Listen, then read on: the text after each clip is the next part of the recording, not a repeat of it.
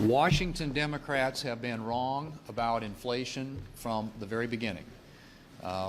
Notwithstanding our efforts to try and convince them that pushing $2 trillion out into the economy was going to be inflationary and create lots of havoc in our economy, they went ahead and did it anyway. And so what we're witnessing now are the effects of that, and the numbers last week were pretty sobering. 8.6% inflation, highest in 40 years. Food increased by 11.9%, the biggest, largest increase year over year since 1979. And gas prices, for the first time ever, now exceed $5 a gallon. That is what the Democrats' stewardship and management of this economy have given to the American people. They seem to think that the best way to address this is to double down, spend more federal dollars, $5 trillion in a so-called Build Back Better plan, which hopefully cooler heads on their side will eventually prevail, and they'll dispense with that idea.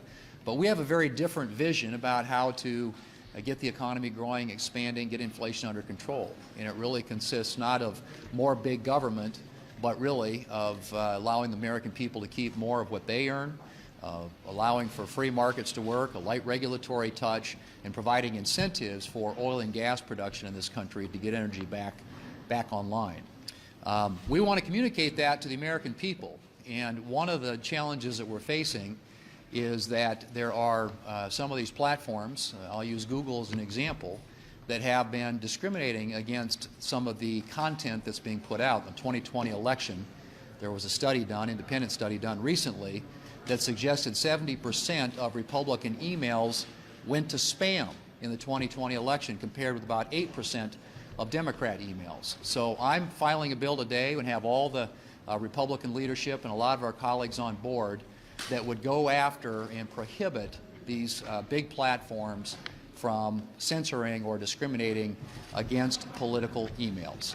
I'm hopeful that we'll get support for this, obviously.